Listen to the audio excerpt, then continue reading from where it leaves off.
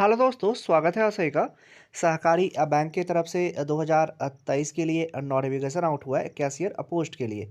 और इसमें age limit भी अच्छा खासा दिया हुआ है, मतलब 35 ईयर्स तक अगर आप हैं तो आप इसका फॉर्म अप्लाई कर सकते हैं। और क्या कहते हैं, और किसी भी स्टेट से हैं तो आप इसके लिए फॉर्म अप्लाई कर सकते हैं। तो चलिए इसके डिटेल नोटिफिकेशन पर आपको ले चलते हैं और वहीं से आगे का बात सभी कुछ कर लेते हैं। तो सबसे पहले ये जो बैंक है, सहकारी बैंक है, ये इंदौर प्रास पर सहकारी बैंक है, मतलब इंदौर का बैंक है।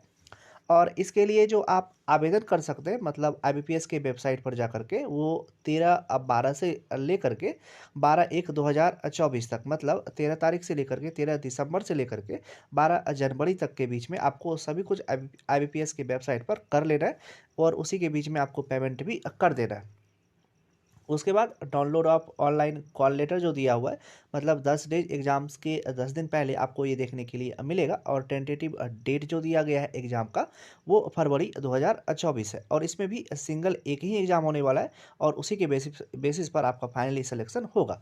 अब चलिए आगे आगे दिया गया है कि कैशियर पोस्ट के लिए है। और क्या कहते हैं, सभी कुछ जैसे आपको आईबीपीएस के वेबसाइट पर फॉर्म भरते हैं तो वैसे ही फॉर्म भरना है। उसके बाद बैंक के बारे में दिया गया है कि बैंक कब एस्टेब्लिश्ड हुआ था। तो ये सब हमारे काम का नहीं है, सिर्फ आपको ये दिमाग में रखना है कि सहकारी बैंक है और ये बैंक इंदौर का है। तो चलिए अब इसके एजुकेशनल क्वालिफिकेशन देख लेते हैं कि एजुकेशनल क्वालिफिकेशन क्या सब चीज़ दिया गया है। तो सबसे पहले आपका ग्रेजुएशन होना चाहिए in any discipline with at least 50% marks के साथ। मतलब अगर 50% से कम है तो आप इसके लिए अप्लाई नहीं कर सकते। और करके दिया गया है कि post graduation from a recognise university और एनी इक्विवेलेंट रिकॉग्नाइज्ड और सच ए सेंट्रल गवर्नमेंट। मतलब कहने का है कि आपका अगर सिर्फ ग्रेजुएशन है तो 50% मार्क्स है तो इसके लिए अप्लाई कर सकते हैं।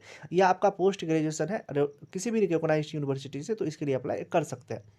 मतलब सिंपल सा है कि आप नॉर्मल ग्रेजुएशन किए हुए हैं तो आप इसके लिए अप्लाई कर सकते हैं। सिर्फ 50% मार्क्स का क्राइटेरिया लगा दिया गया है। अगर आपके पास पोस्ट ग्रेजुएशन है तब पर भी आप अप्लाई कर सकते हैं और उसमें कोई भी मार्क्स का क्राइटेरिया नहीं लगा हुआ है। अब चलिए देख लेते हैं कि इसके लिए एज लिमिट जो हम बताए हुए थे कि 35 ईयर्स तक है। और यहाँ पर भी लिख दिया गया है कि 35 ईयर्स एज लिमिट तक दिया गया है। अब चलिए कैसे अप्लाई करना है, ये सब चीज़ दिया गया है कि आपको पेमेंट फ़ी ये सब पहले रजिस्ट्रेशन करना पड़ेगा, फिर पेमेंट और उसके पास डॉक्यूमेंट अपलोड स्कैन करना पड़ेगा, जैसे आप आईपीएस के वेबसाइट पर करते हैं। अब चलिए इसका एग्ज़ाम पैटर्न देख लेते हैं, वहीं से आगे के बात आगे का सभी कुछ क्लियर हो जाएगा। और वीडियो को ज़्यादा लंबा नहीं करेंगे और वीडियो वहीं पर लास्ट करेंगे और वहीं से आप लोग का सभी कुछ क्लियर हो जाएगा। एक इंपॉर्टेंट बात और दिया गया है कि पेमेंट ऑफ फ़ी कितना करना पड़ेगा, तो 590 रुपये का आपको पेमेंट करना पड़ेगा इसके लिए, अगर आप अप्लाई करते हैं तो। और इंक्लूडिंग जीएसटी, अलग से कुछ भी जीएसटी मतलब इंक्लूडिंग जीएसटी है। क्या कहते हैं, 590 रुपये का फ़ी है और इंक्लूडिंग जीएसटी है। क्या कहते हैं, उसके बाद क्या कहते हैं, एग्ज़ाम का देख लेते हैं कि क्या सब चीज़ दिया गया है, मतलब एग्ज़ाम में क्या सब चीज़ पूछने वाला है। और क्या कहते हैं, वहीं से उसको देखने के बाद वीडियो को लास्ट करेंगे, वीडियो ज़्यादा लंबा नहीं करने वाले हैं। तो चलिए यहाँ पर देख लेते हैं कि एक ही एग्ज़ाम होगा और वो भी मेंस लेवल टाइप का होगा। और लेवल एकदम ईजी रहता है, तो लेवल के बारे में आप लोग मत घबराइएगा कि मेंस लेवल का एग्ज़ाम होगा तो मेंस जैसा लेवल रहेगा, मतलब आईबीपीएस के मेंस जैसा तो वैसा लेवल नहीं रहेगा। वो हाँ, उससे बहुत ही ज़्यादा आपको इजी देखने के लिए मिलेगा। सबसे पहले रीजनिंग एबिलिटी और कंप्यूटर एप्टीट्यूड जो होगा उसका 30 क्वेश्चन 30 मार्क्स के लिए, और इसमें इंग्लिश और हिंदी दोनों में चूज करके आप सॉल्व कर सकते हैं। उसके बाद जनरल इंग्लिश 20 क्वेश्चन 20 मार्क्स के लिए, जनरल नॉलेज 10 क्वेश्चन 10 मार्क्स के लिए, और क्वांटिटी एप्टीट्यूड 20 क्वेश्चन 20 मार्क्स के लिए, इंग्लिश हिंदी दोनों का रहेगा। और सभी का ओवरऑल टाइम दिया गया है 90 मिनट। इसमें जो सिर्फ एक चीज़ आप लोग को दिक्कत कर सकता है वो चीज़ है मराठी।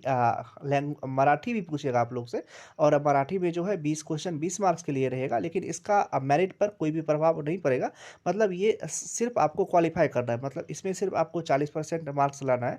40% अगर 20 नंबर का कैलकुलेट कीजिएगा तो 8 नंबर आता है, मतलब 8 नंबर आपको इस पेपर में लाना होगा तभी आपका मेरिट बनेगा। लेकिन इसको मेरिट में इंक्लूड नहीं किया जाएगा इसका नंबर, मतलब अगर आप 20 में 20 भी ले आते हैं तब पर भी आपका कोई भी प्रभाव नहीं पड़ेगा मेरिट पर।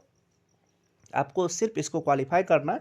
और क्वालिफाई के करने के लिए यहाँ पर नीचे दिया गया है कि आपको कम से कम 40% मार्क्स लाना होगा।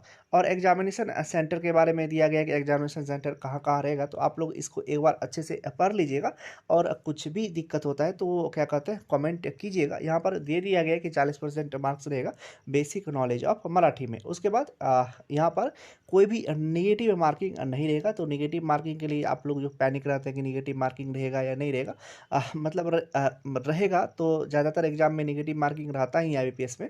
तो क्या कहते हैं नेगेटिव मार्किंग रहेगा तो आप लोग अटैम्प्ट फुल में फुल नहीं कर पाते। तो यहाँ पर नेगेटिव मार्किंग नहीं है तो क्या कहते हैं फुल में फुल भी अटैम्प्ट कर सकते हैं, कोई भी डरने वाली बात नहीं रहती है। तो आप आराम से फुल में फुल भी अटैम्प्ट कर सकते हैं, कुछ अगर एक्यूरेसी आपको कुछ भी गेस वर्क्स भी कर सकते हैं। तो चलिए दोस्तों, सभी चीज़ को लेकर के सभी चीज़ क्लियर की है और आशा करते हैं वीडियो पसंद आया होगा। वीडियो अगर पसंद आता है तो एक लाइक वीडियो को दे दीजिएगा। चैनल पर नए आएंगे तो चैनल को भी सब्सक्राइब कर लीजिएगा। चलिए मिलते हैं इसी तरह के किसी एक दूसरे वीडियो में, तब तक अपना ध्यान रखिए। Love you, bye bye.